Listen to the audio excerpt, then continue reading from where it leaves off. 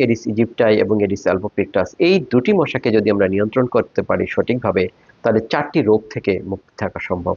একটি হচ্ছে dengue, chikungunya, Zika এবং ইয়েলো ফিভার। আমরা মাইক্রোস্কোপে যে মশাটি দেখছি সেটি হচ্ছে এডিস মশা। এই এডিস মশা সারা পৃথিবীতেই বিভিন্ন ধরনের রোগের বাহক। আমরা সবাই জানি যে বাংলাদেশে ডেঙ্গু রোগের জন্য এডিস মশা দায়ী, বিশেষ করে এডিস ইজিপ্টাই এবং এডিস অ্যালবোপিক্টাস। সম্প্রতি আমরা একটি রোগের কথা শুনছি, সেটি হচ্ছে চিকুনগুনিয়া। চিকুনগুনিয়া রোগটিও এই এডিস মশার মাধ্যমে ছড়ায়। ওয়ালটন বিএলডিসি ফ্যান খরচ বাঁচে 65% পর্যন্ত। ওয়ালটন বিএলডিসি ফ্যান ছড়ায় স্বস্তির সবুজ হাওয়া।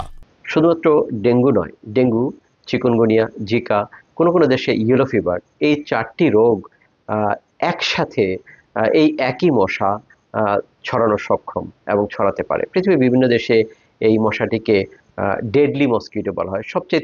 যে মশাটি সবচেয়ে বেশি রোগ ছড়ায় সেটি হচ্ছে এডিস মশা।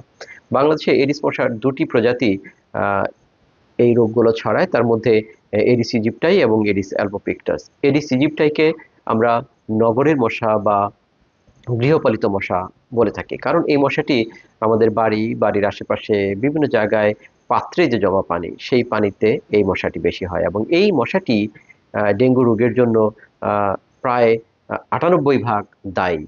কোনো কোনো জায়গায় এডিস অ্যালবোপিক্টাস ডেঙ্গু রোগ ছড়ানোর জন্য দায়ী বলে বলা হয়। তবে চিকুনগুনিয়ার ক্ষেত্রে এডিস ইজিপ্টাই এবং এডিস অ্যালবোপিক্টাস দুটি মশাই প্রায় সমান তালে এই রোগটি ছড়াতে পারে।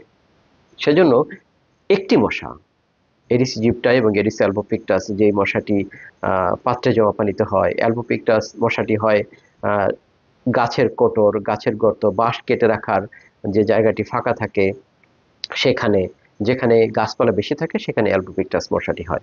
তো এই এডিসের যে 2টি প্রজাতি, এডিস ইজিপ্টাই এবং এডিস অ্যালবোপিক্টাস, এই দুটি মশাকে যদি আমরা নিয়ন্ত্রণ করতে পারি সঠিকভাবে, তাহলে 4টি রোগ থেকে মুক্তি থাকা সম্ভব। একটি হচ্ছে ডেঙ্গু, চিকুনগুনিয়া, জিকা এবং ইয়েলো ফিভার। সমন্বিত মশক ব্যবস্থাপনার মাধ্যমে এই মশাটিকে নিয়ন্ত্রণ করা অত্যন্ত জরুরি।